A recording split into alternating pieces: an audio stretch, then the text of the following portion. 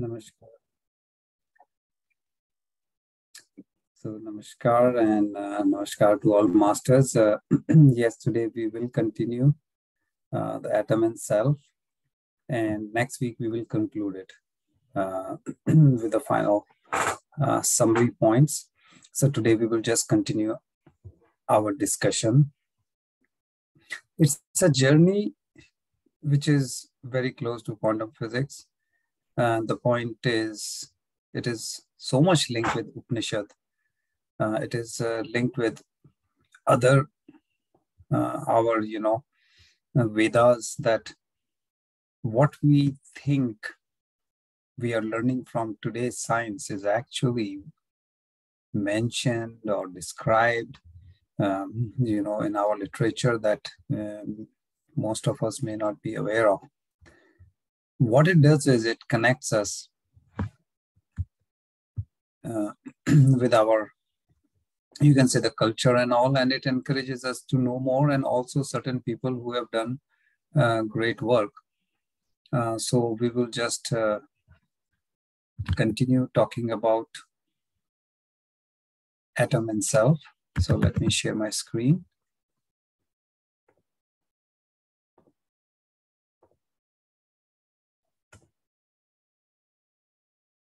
Okay. So today, this is a second session, and this work, thanks to Dr. Kothari, and he's the one which, if we go back in 1960s, he has done a great amount of work in the field of education. He has received Padma Bhushan and Padma Vibhushan. He was the first, or you can say the chairman of the first Indian Education Commission, 1964, 66, that time frame. And our education system, and a lot of it, we can say that has come from his team or his effort. So atom and self this is one great work, which he's referring to a lot of things, to Ayurveda, Upanishad, at the same time some other colleagues. So if we really imagine that in 1950s, if he was involved in all this, and how come we kind of lost 50 years? Because now we are getting this topic of quantum physics and quantum mechanics and all those kind of things, which started coming from Western world, and now again we are talking about it. And again, every country has been involved in this, even when we are talking about 1950s and atom and self, and you will see that a lot of reference. So I'm not saying that everything has come just from one person, or we are referring to Upanishad, Gita and whatnot, but obviously you can see that final acceptance is coming from all over the world. Now, referring is back to Upanishad and Gita, or these literature, it tells us that how much more is still there to be discovered. So when we say atom and self, what is, and there's the atom which is reflecting to the fundamental or physical thing, and self which is inside, which is you can say that's who we are, right? So it is something like we talk about brain or mind or body or soul, which is again physical, versus when we look inside, which is like we talk about physical means matter, but when you go inside, whether energy, waveform, any way we refer it. So the question does come, who are we? And this is not just, one of the main, but this is the main thing, to discover, which gives this answer from scientific way. Who am I? Now, this is what is referred as space-time or time-space, and when we talk about electron, belongs to an external world, means the physical is part of the physical matter. And whereas when we are talking about who I am, we are talking about the internal world or the energy part. Now, we cannot ignore self because everything else is revolving around it. In a way, you can say that everything is feeding for that. Now, this is what it is that the more we learn, the more we discover, the more we try to, dissect it, look at it from different perspectives, the more questions we end up with. So this is where it is so important to understand this external and internal world and duality of this and the interaction. This is key thing. Now, when we talk about meditation, when we talk about the benefits of meditation, this thing always comes. How does it work? What is the proof? Those kind of things we keep asking, or why should I do it? And this is very important to, when we refer it back to the theory or fundamentals, then it makes more sense. It becomes very easy for us to understand that why we should do meditation or how it's going to help us. Because it is, duality is a fact. We are more easily, you can say, attached, concerned, aware about the external world, right? The physical, the materialistic world. Even one can say without any effort, you would know it. You have to do great amount of effort to know the internal world. You will get a lot of literature, how, what, and all those things about external, but you do not get as much clarity, as much simple information that how to know, how to be aware, how to discover yourself. So this is where quantum physics comes into play. And when we are on this journey, we keep debating, is matter above mind or mind above matter? Now, it depends who you ask. You can get different answers. But the best part is if you discover, if you dig yourself, if you find your own answer. So, self or mind, again, you can go the literature way, you can go, scientific, or what the media is telling you, and that may be two different direction, two different ways. The question is which one you're gonna believe. And that's why, again, we say that it is best that you have your own opinion. But for that, one has to really understand. Now, the Upanishad, that's again giving you so much clarity, right from, you can say, the initial to the final, whatever you need to know about the self part or the mind, whichever way we look at it. Now, to understand physics, true is fully, we have to go beyond the physics. If you really want to understand the mind or the self, what we call, Chetna, Chetan, this one, we are not saying we are anti-science, anti-physics, or we are contradicting physics. No. It's a question of understanding that there are things belongs to external world and there are things belongs to internal world. Now, when we're talking about self or mind, we cannot explain them in terms of space-time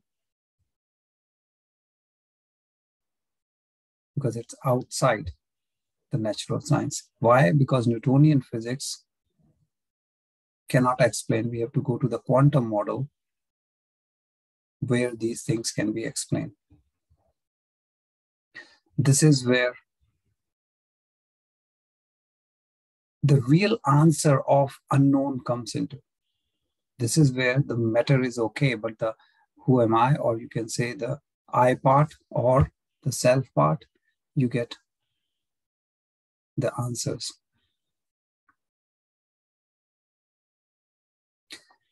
One thing that we talked about, it is that for an atom, when it is jumping, you cannot see the jump. You cannot see the transition. It's a quantum jump. Same is with our thoughts. We don't see that, okay, one thought, I'm traveling, now going to, you just jump from one to the other. So this quantum jump is, this common thing takes place in both.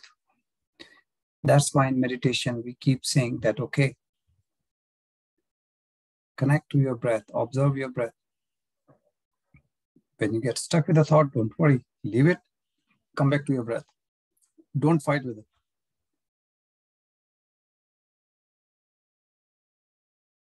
So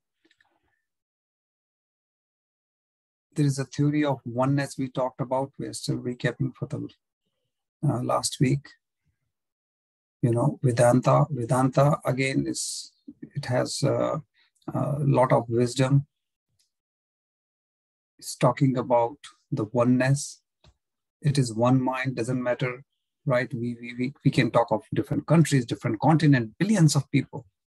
And if we all think, though, this me, my mind, and I'm the most intelligent person, but actually we all are connected. It's all the oneness that you can say belongs to, and it is just one mind. Yes, we have individual, you can say, what we call in our physical body a mind, but all the minds, we are all connected. And we are connected by the energy of the universe. We think there is a vacuum, there is, there is air in between, but it's all filled up with energy. So again, we are not going against science, against Newtonian physics. It's just that, okay, you have a limitation. And when you go to the other side, you can see a lot of connectivity you will see between science and our literature, whether explanation on the Ishwar, right? The Ishwar we say is the whole.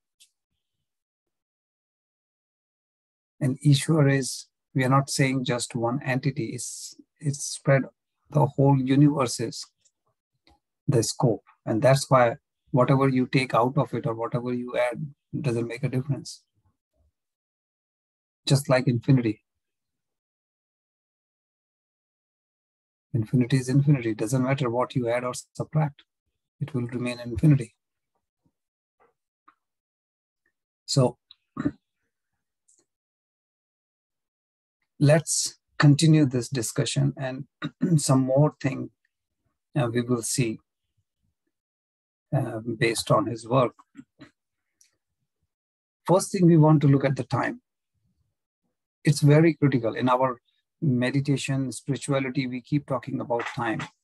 So why is it?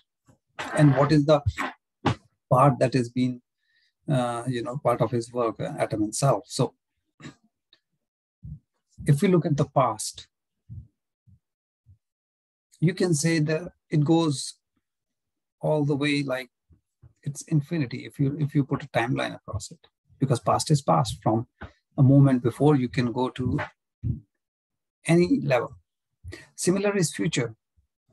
From the next moment onwards, and you can go up to infinity. But where is past or future coming from? It's coming from the current moment, which is now.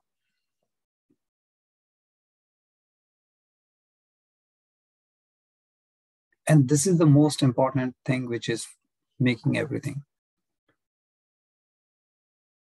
But the problem is we are stuck either in the past or in the future. And that's why every time we are missing this current moment. And if we keep missing the current moment,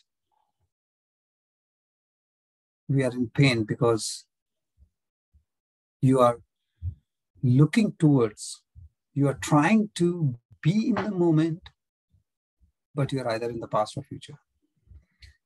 Either we are stuck that, oh, why did he do this? Or why this person said this to me, which is past, or you're worried, okay, what you're going to do tomorrow and what you will be, whether it's your work, business, whether it is sports, music, doesn't matter, planning or doing for future. So either way, whole day we are stuck in this. Now, talking about theory of relativity, a very critical point, which is based on Einstein theory of relativity. Now, they keep talking about absolute space and absolute time, or time and space. And this one attached to the state of motion of the observer. So let's see what exactly we are talking about as an observer. So it's observer effect, which is, as per quantum model, the key factor is whether the observer is observing it or not.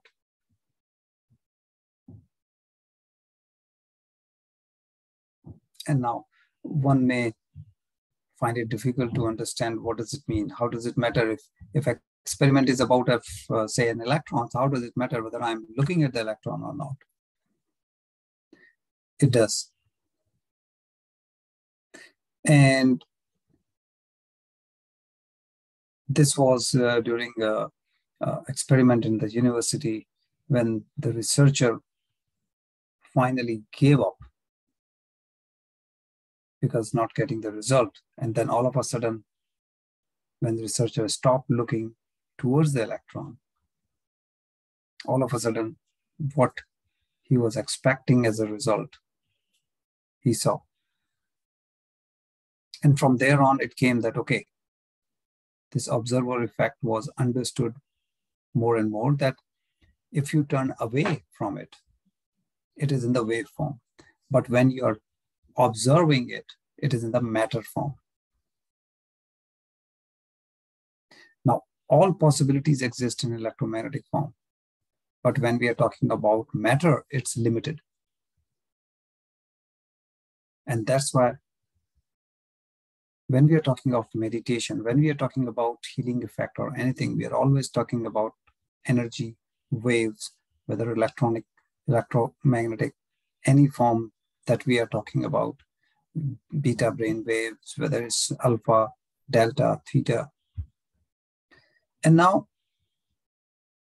another experiment was done, which is what we call observer effect.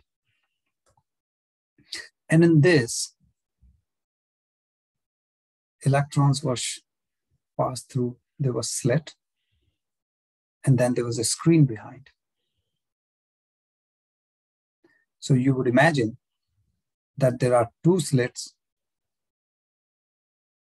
and electrons are passing through. So you may see just two kind of patterns. Either it will go from the left side or the right side. Then you will see two kind of bands on the screen. But the reality was something else. There were multiple bands. So if it was a particle, then it's not possible. Then we should have got only two bands. But because electron is moving like a wave, that is the reason out of two slits, you are seeing so many bands on the screen. Now, it's not that we are contradicting anything here, because matter or energy, electron can be either or, but not at the same time. So that is why when we say whether matter or this, we are not contradicting anything. It is possible. It's just a matter of one or the other. That's why there is no contradiction.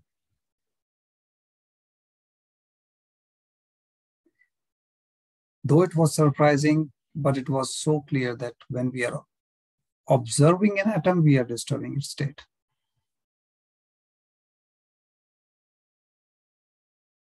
Similarly, for self. So if an atom gets disturbed when you're observing it, what happens to the self? Same thing happens. Now, imagine you are about to go to bed, you want to sleep. Now you want to find out how you will be getting to sleep. What will be that feeling? What will be that, the transition? And now you're waiting. You're trying to sleep, but you want to feel the transition. We know then what happens. You won't be able to sleep because you are disturbing the state.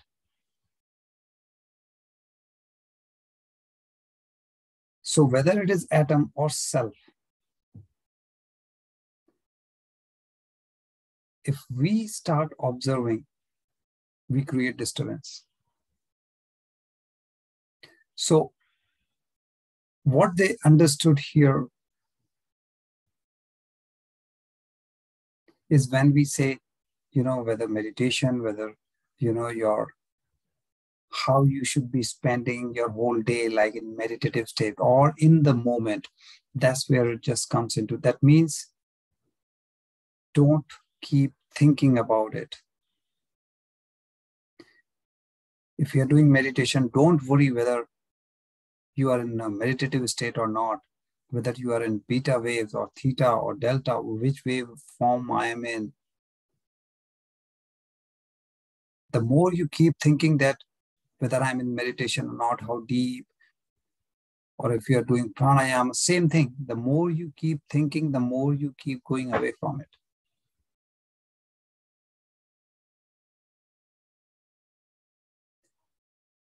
Now, here comes the big question. We say, observe your breath. So one can say, okay, if I'm supposed to observe my breath, am I not getting disturbed? Am I not disturbing myself? So here is the trick. Yes, we are using the word observe your breath, but it does not mean that intention is same as this observe between that observe. So what is the difference when we are saying here, observe an atom or self? In meditation, yes, we are observing your breath, but it is not to a point where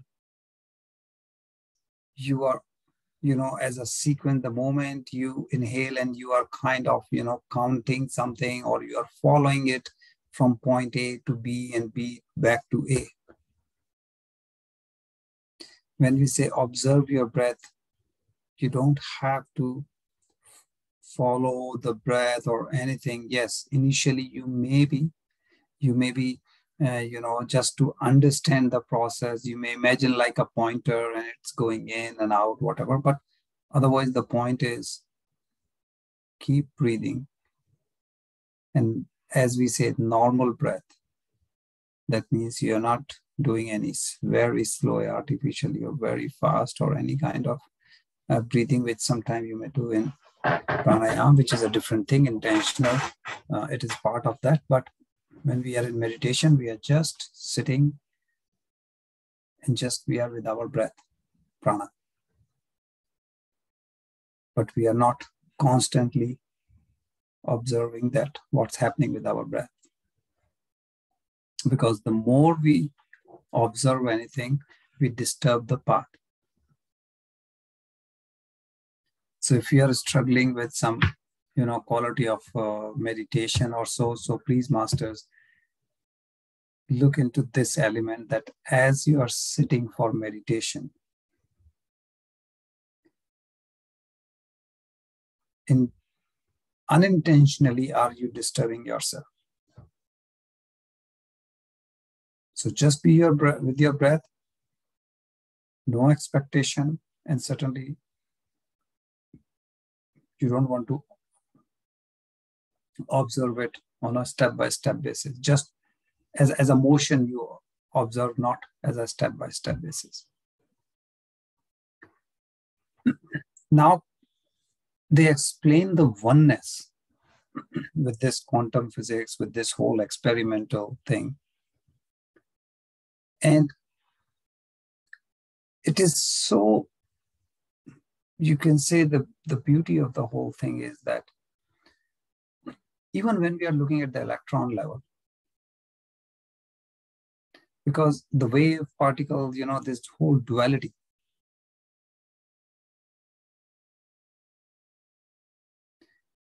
it is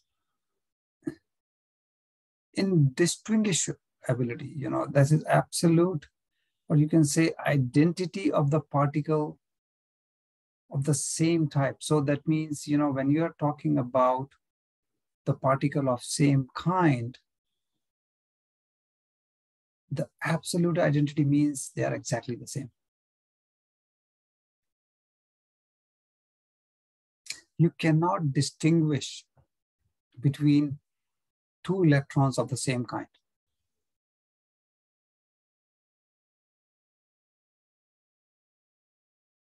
So, because they are same, identical, and they behave also accordingly. So, the total wave function, when we are looking at the energy side of it, there is no identity for that atom.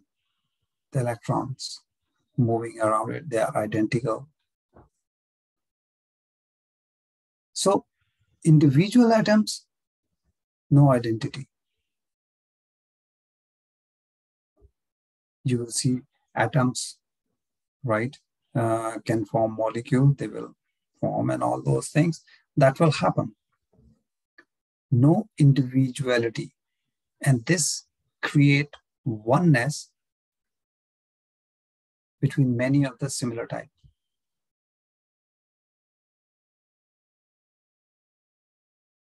So when we say oneness or one, we are talking about the abstract space. Whereas when we say many, now this is the physical space.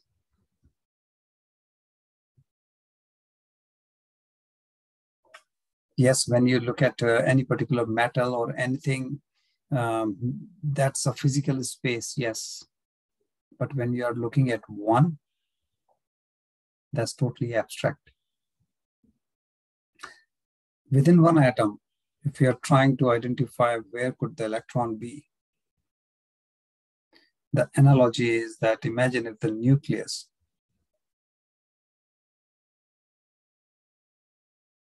is size of a SUV, then electron, which is revolving around the nucleus, could be anywhere, and the path will be like the state of California. So you imagine at any given moment, the nucleus is the size of SUV. If electron can be anywhere in the state of California, so you can only imagine that how abstract would that be. This oneness philosophy that, again, whether Upanishad or anything that we read, this message come across again and again. This is the way of life. And we learn, the feeling of oneness and all. But it also applies to atom. And they follow it. We as a human struggle to drop our identity, because in meditation, what do we say? Drop your ego. You should not be thinking, oh, my business, my family, my whatever assets and money and this and that. That ego is keeping us busy, and we are struggling when we are trying to do meditation and we are bombarded with all kind of thoughts, all kind of disturbances. But beautifully, even if we are talking of the level of atom, they do follow the same principle, oneness, which is very, you can say, important, very key part of it, of the whole, you can say, the universe to exist. And we think we are advanced, we are developed, and we struggle to come to this oneness, come to this feeling and drop our ego. Even if it is only for 1 hour meditation, we struggle. Not easy.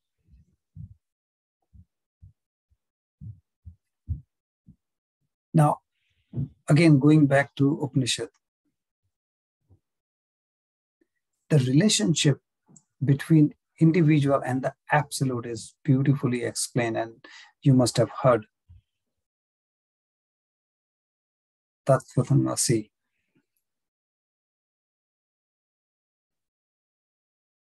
Tattvatamasi is the reflection of one's connection with the higher self. It is something which is referred to as Atma, the individual self or soul. And the translation, yes, the Tat means that, and Tavam means you, and Asi means you were. So basically it is, in English we say I am that, but it is reflection of one's connection with the higher self. So this is something which is telling us something that now the science is connecting, or consciousness is bringing. In the world of quantum physics, we are trying to bring all this together, that how consciousness is connected to what we call the higher self. What is the relation of consciousness, higher self, with the matter, which is atom in this case? Still debatable.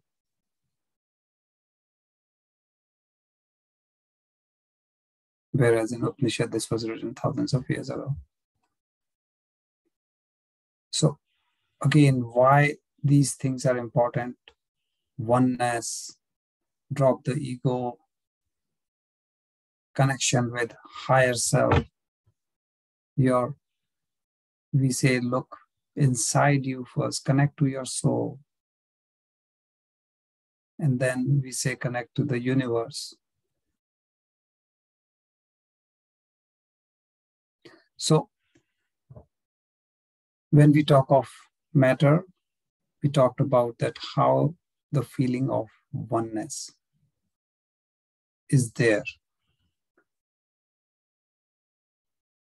If we look at the other way, electrons, they cannot be identical if they have the self-awareness. That's why the self-awareness topic does not arise in electrons. Otherwise, they cannot be identical. That means there cannot be any ego. In our world, we say ego. So simply we can say electron cannot have an ego. They lose the oneness, they do lose the identity, they lose this unique, that they are all identical. If they lose that feature, the oneness is gone.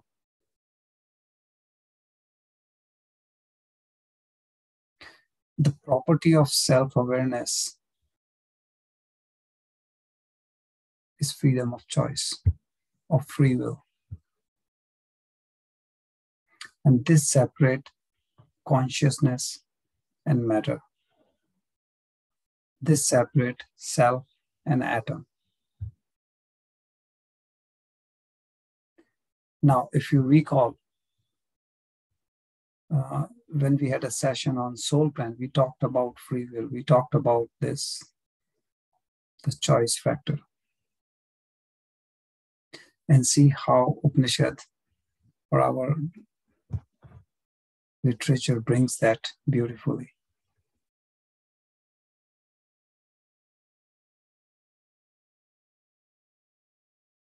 Free will or freedom of choice. This is something which is so much connected to us.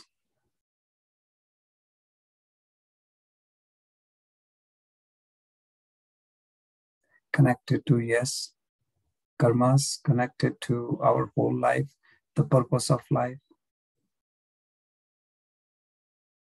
Because we come with a plan, but then you do have a free will. You have an option.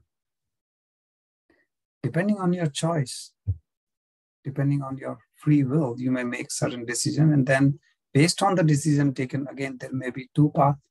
And this is the reason why your whole life, like, we say a project management, it is huge process flow, like, because every time it depends which decision you are taking.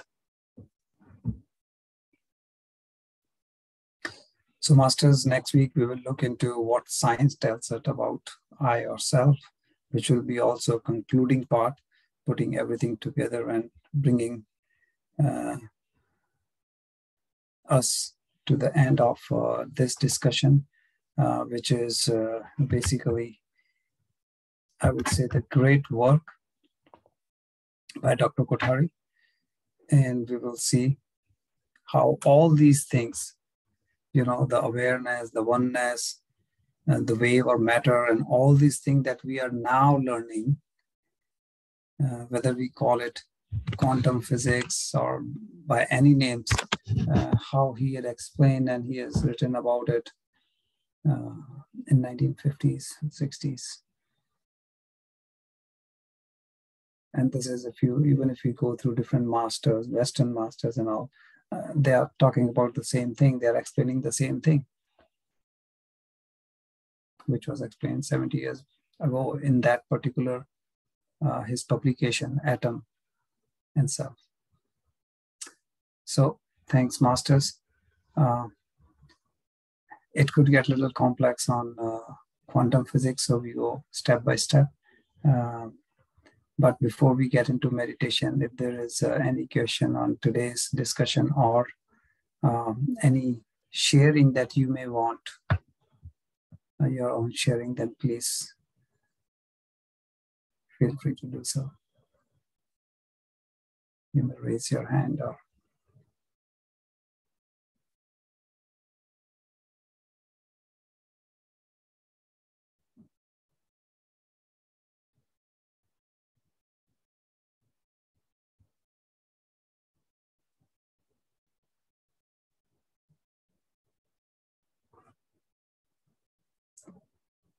yes, Swarnaji. Yeah, thank you, Gaurav-ji. Thank you very much for the wisdom sharing. Beautiful topic and very deep. I joined a little late, but the last few slides, it's really I'm trying to understand more. So when we observe, the atom, when you observe a thought, you're disturbing the atom, right? That's what is that point talks about. And the point is, if we start observing an atom, we are disturbing the atom. Right. And same thing is with self also.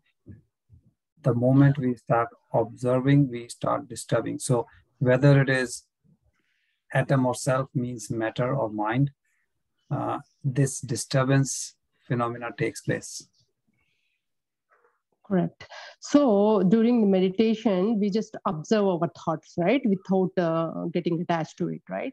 So it's I feel like it's a good thing. For example, when we are meditating, some negative thought comes and observe that as it is. And when you observe, that negative thought is going to disappear because we are disturbing that atom. Is that correct? I will put it as during meditation, we get connected to our breath. So we say you observe your breath, but observe means just get connected to your breath. That's all. We are not entertaining any thoughts. That means you are not talking to any thought. You are not fighting with any thought. You are detached as much as possible from any thought. So if you can detach, that means even if a thought comes and you realize, yes, you got stuck with a thought, leave it, come back, start observing your breath. So the more you detach, the more you are with your breath. If you are not observing, means you are not disturbing yourself. If you are not disturbing yourself, your meditation will be better. Okay. The more we keep worried that, okay, is my meditation good or bad? Am I going deep or not? Any of such thought, anything you are trying to observe, how am I doing? Am I doing good or not? Like imagine it's a 100-meter race. And after every 5 meters, you turn back and see where are others. You're going to lose your speed. Someone will overtake you because you are worried about observing what's happening around you. Similarly, when we are in meditation and you are observing, how's my thought, how's this, we are disturbing ourselves. That's what it means. So as far as possible, of course, not on day one, but our attempt should be detached, to not worry about anything. Just stay with your breath. That means just feel your breath from that point of view. Thank you very much, Gauravji. Thanks a lot. And the second question I have is the free will, the last point that you explained. So it separates between consciousness and matter. Can you Sorry, give a little bit I heard free will. Like, is the question what is free will or? Yeah, the free will, the last point, it says it separates consciousness and matter. The free will separates consciousness and matter. So can you explain a little bit on that, Gauravji? Okay. So when we are talking about self-awareness, right? Self-awareness, yeah. So electrons cannot have this self-awareness. They are identical, and that's how they stay as one. Now,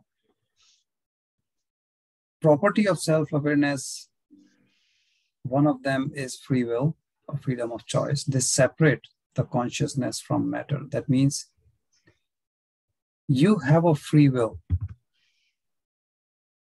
And this option is there with self, not with atom. That's what it is saying. Consciousness has this free will, you can say, when we are talking about as a feature. Now, free will, we refer back when we were talking about soul plan as well, that you come with a plan, but then there is a free will. That means the soul can decide from this point whether you decide to go towards A or B. And now one may say that, okay, if everything is fixed, why should I need to decide? But when you come here, you have a plan with all those options. But then during the life, which one you pick will decide what next. So this free will is a feature that belongs to, you can say, the self. This is a property of being self-awareness. Is that what we have as? Okay, so yeah, I think the point is like that consciousness is matter. That maybe I just need to read more. So I'm just trying to understand what it is, it's trying to convey in terms of consciousness and matter. Now, yeah, maybe because once we get into consciousness, understand this, then we understand that how we, kind of we are working or behaving, our everything comes accordingly, because this is where the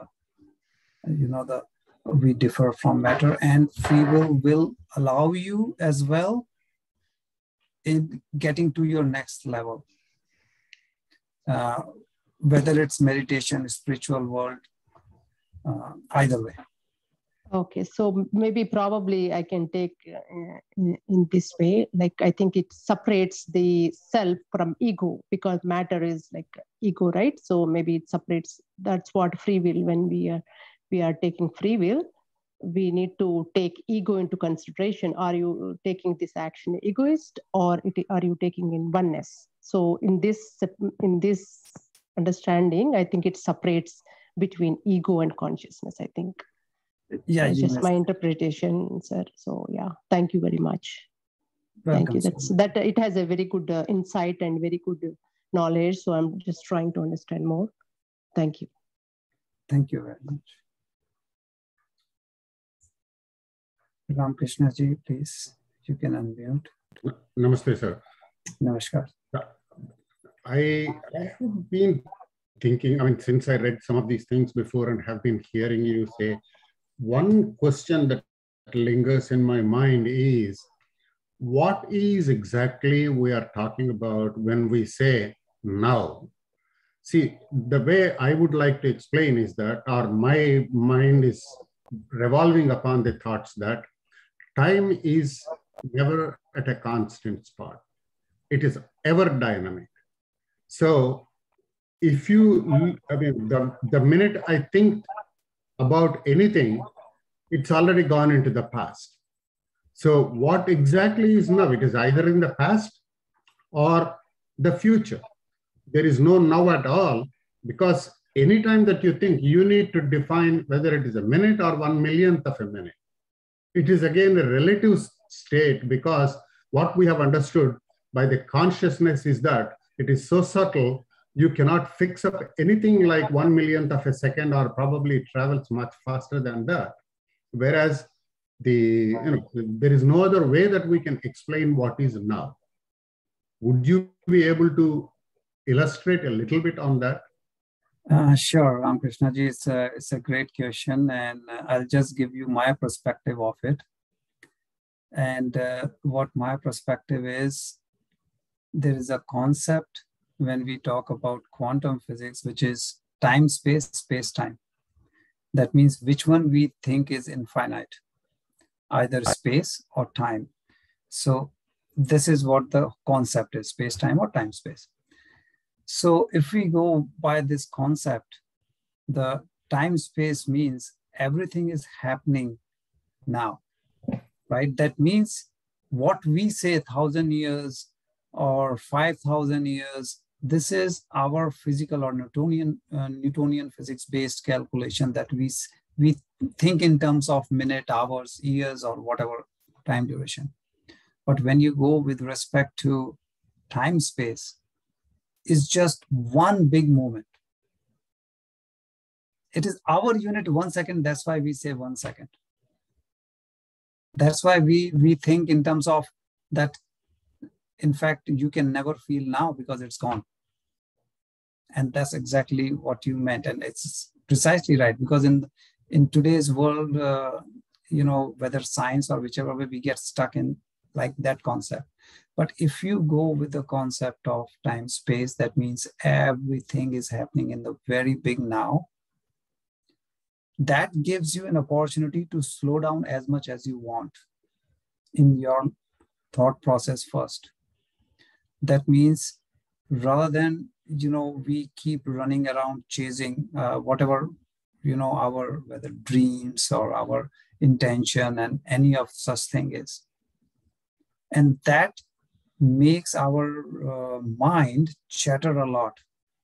We are always disturbed, doesn't matter what, because we are in that microsecond kind of scenario. Whereas the more we slow down, the more we look inward, Now you have the power of changing anything and achieving anything. And now this, what we usually say millisecond, microsecond, or whichever way we put it, this becomes, you can say, less and less important. Now you have like Aham Brahmasmi, like what we say. That means we are part of the universe. We can achieve anything. We can do anything. And one start feeling the taste of it, that yes, I can achieve anything. I can do anything. You do not live in that limitation of either I don't have time or I don't have this, but specifically the lack of time. So it's a thought process starting from the concept. Then rather to save time and doing three things together. For example, I'm reading something, I'm eating, and I'm also talking to someone or whatever. We do multitasking in the name of being efficient, right? Yeah. So we are not in the moment. You're not doing either of it. You are involved in three things, but actually you means the person is achieving nothing from all three fronts. So when we say in the moment means whatever you do, just stay with one. So the clock, yes, whatever we have set, whichever way you describe, second, hour, time, that will happen. That the rhythm of nature will continue.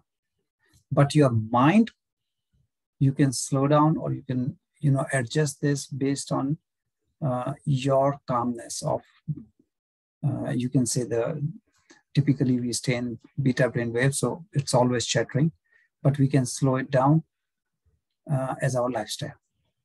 So do I understand it right? So now is the length or width of the now is as much as you think it is. The idea behind now is focus on the aspect they're involved at any point of time. I would say yes. Deviate. I would agree with you. Take the time factor out, whatever it is now for you. If we take that way as a very simple definition, then yes, it will make sense for everyone to understand and do it. I would say yes. Okay, give me 10 more minutes of your time. The second idea that I could not comprehend is that what is electronic wave? The waves I understand simply is that from the ocean, one atom of water or one molecule of water, or whichever way you want, is pushed up and supported by all other molecules of water when the molecule reaches the crest. And the same thing is pushed down when it reaches the bottom portion of it. So here, electron is one particle that we are talking about. When you say wave, are there some other particles or some other matter, whatever it is, inside the electron that pushes the electron up and down so that it gets a waveform? Or how does electron wave meaning to able to grasp for a common man? Okay.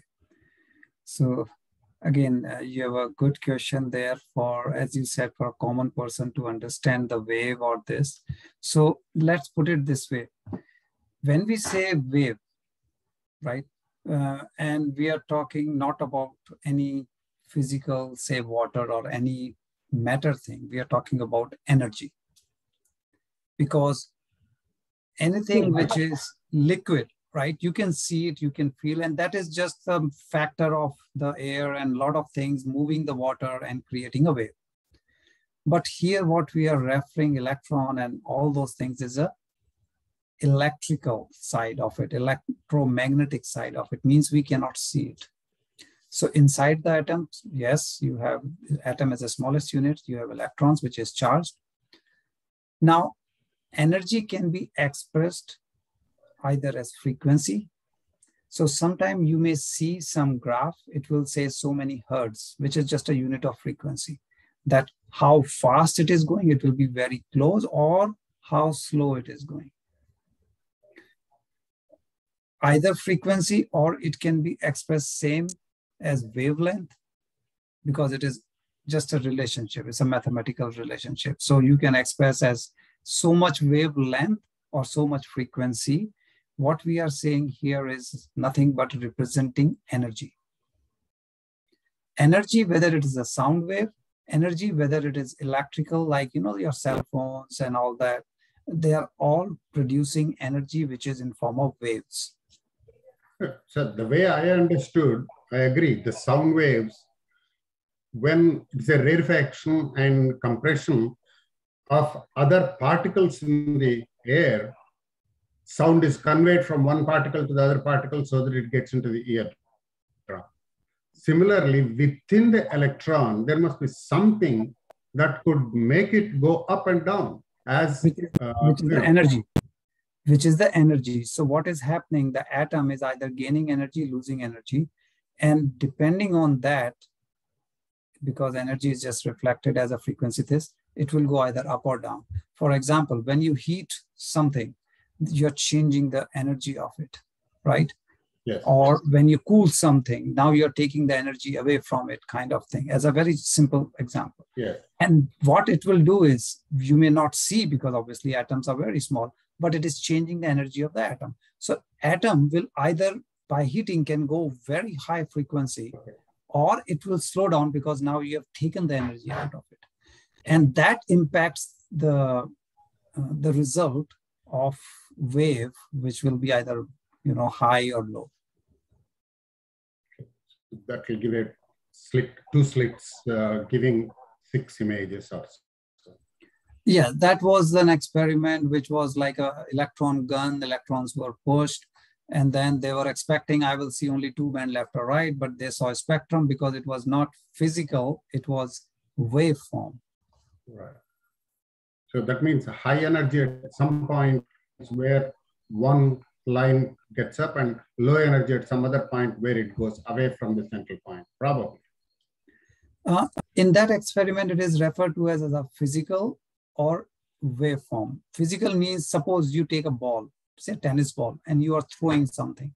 It will go either through this window or that window. That's true, yes. Right? That I understood. But if it is, suppose there is a sound, right? Yeah. No physical ball, it's a sound. Yeah. Because sound we can imagine easily as a wave, because we know it is like there is a speaker and you can see the moment speaker is moving, there is some wave in the air, because as you said, it is pushing the air, which is creating the sound. So imagine in that case, it is going through 2 slits, but the image, what you will get is not 2, because now the wave is going like this. It is going to multiple thing, which is wave pattern. Thank you. Thank you for... Welcome, Ramesh. Ramakrishna. Yes, Parmeshwaran sir. How are you? Thank you. Namaste. Namaskar. Of course. Namaste, I can't understand what you are talking now, Ramakrishna, because I don't have that engineering mind. A simple observation now. You are talking, Swarna, you are discussing about the act of the thinking itself can change the atom, something like that you said, right? Yes. Perfect. So regarding that, my observation during meditation, we say, watch your breath. You say in the starting, watch inhalation, watch exhalation, like that, etc. So if you keep on doing that, that itself will affect your breath. In fact, I have observed that. So just be, as you said, is the best. If you are even, that's why instead of observing or watching, just witness. Otherwise, it affects. When I observe more and more, sometimes I don't know whether I'm inhaling or exhaling or holding. So keep on observing. So that itself will affect the process itself.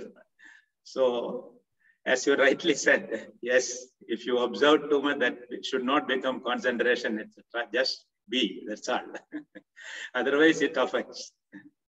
That's what I have observed from my meditation. Am I right? Absolutely. You're absolutely right, sir. And this is unintentionally we end up doing, because we go by the word observe. We get too much by the book. Then it creates this issue that unintentionally we slow ourselves down. The intention is, if we pick the intention, then it is perfect. Just be with your breath. I mean, that is the intention, be with your breath. But if we get like, glued to the breath and you're, just going like a magnet everywhere, then you're slowing it down. So absolutely, you're right. So, but however, sir, the sequence still automatically goes in, except the holding. We breathe in and breathe out without even thinking about it.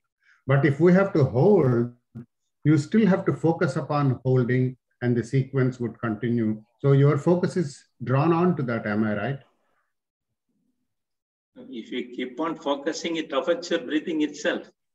It becomes unnatural, because naturally, simply if you are breathing comes down. Because earlier I was taking more seconds to inhale, more moments to exhale, less holding, etc. Yeah. So all this pattern will change if you are simply be. So it's naturally slow down. So you just forget itself. Just be means that's only what I could see. If you keep on specifically part by part observe, this is what is happening. Then it affects the process itself. As you said, the thinking itself, the observer itself can change the outcome as scientifically stated. So that will happen here also. That's what I could relate. Right, Gaurav-ji? Yes, absolutely. And as you're asking, Ramakrishna-ji, that yes, in meditation, all you have to do is inhale, exhale, which you will do meditation or no meditation. Like even now, we are breathing. There's no great deal about it. So the intention when we say observe your breath means just, be mindful of your breath. Just be with it, but not to hold it so tight that it slows you down. Just be with it. Not a watchman. With it. Yeah, walk with it. You don't have to hug tight. That's what it simply means. Thank you. Quite interesting. Thank you. Because these are some of the points from, it's just one paper, right? And he has so many great key points. And that's what I like about this Dr. Kothari's work, that, now we are discovering, but 70 years ago, like if we would have just taken these key points from his paper, so much would have been explained. I wish they would have introduced this in the education, from grade 1, whatnot. It would have helped tremendously rather than learning all the theorems and whatnot. But we miss the real part, which we need every day. Yeah. Wonderful. Okay, so masters, if there is no more question, then we will go towards meditation.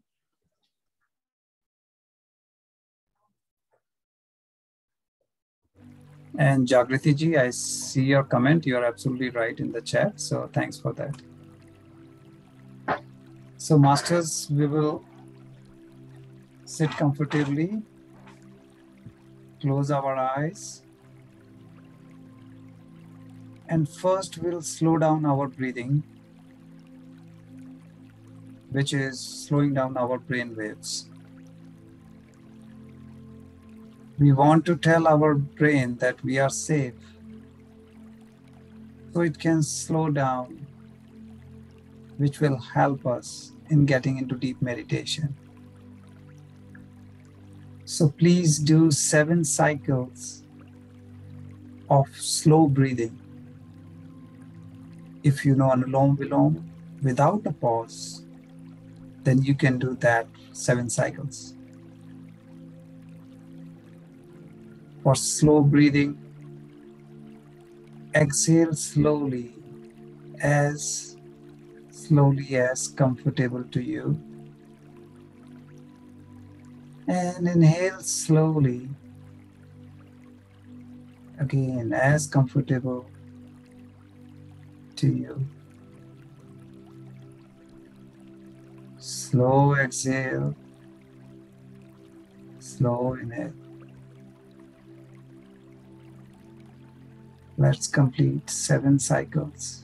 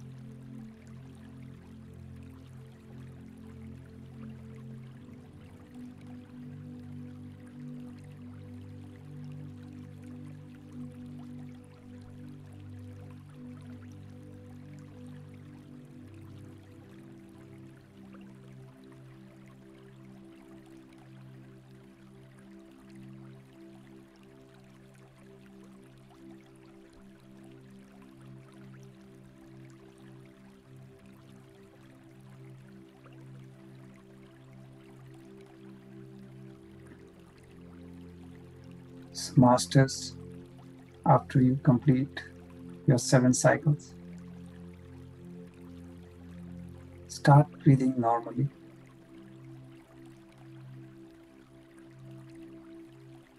Now, let's relax our body.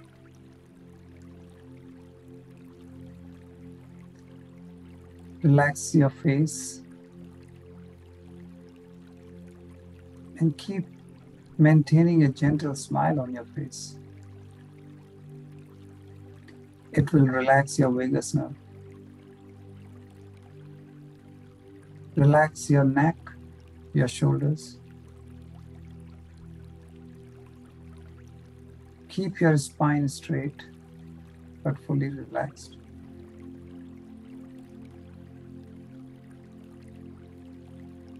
Relax your hands, your legs, and keep them in cross posture.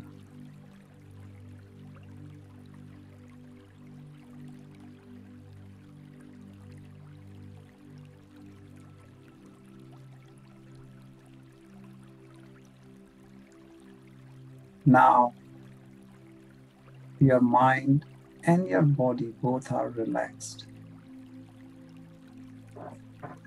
It's a good time to bring your affirmation in your subconscious mind before we get into deep meditation. So, masters, imagine that your affirmation has come true. Feel the emotion that you would feel when your affirmation has come true. Whether it is joy, blissfulness, true love, whatever elevated emotion you have attached to your affirmation, feel the emotion for next 1 minute. Feel it.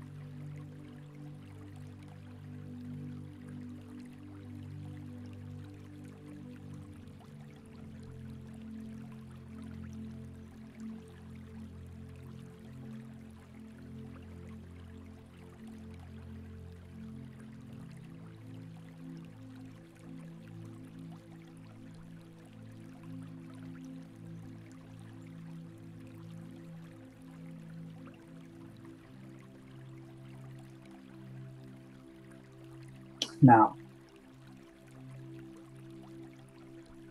masters will start observing our breath. We'll stay connected with our breath and get into deep meditation. So breathe normally.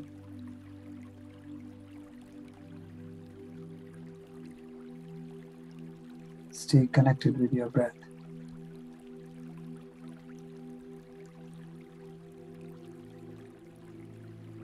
Absolute normal.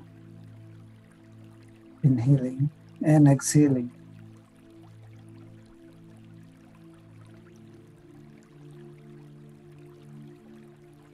If during meditation you get stuck with a thought, that's okay.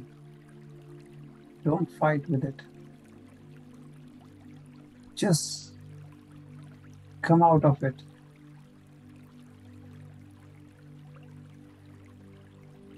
And start observing your breath again. Meaning, just stay with your breath.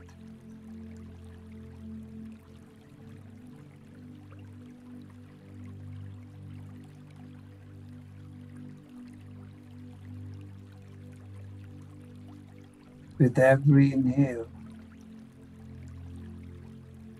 we get lots of cosmic energy which enters our body and travels from head to toe through our nadis, Ida and Pingala. And with every exhale, we get rid of lots of toxins from our body.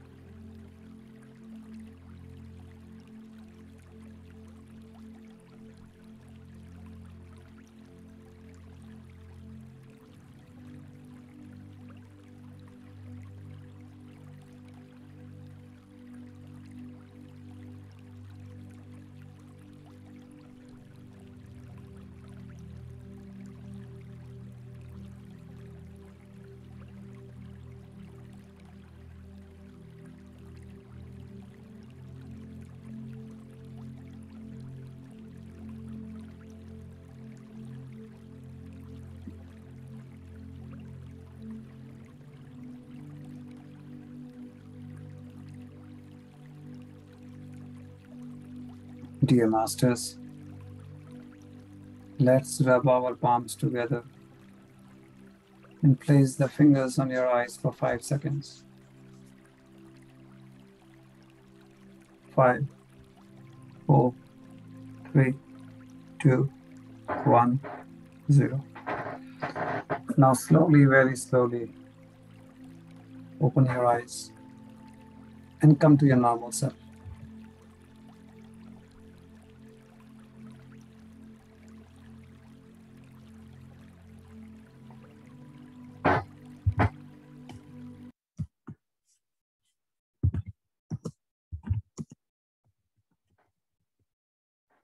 So thanks all masters.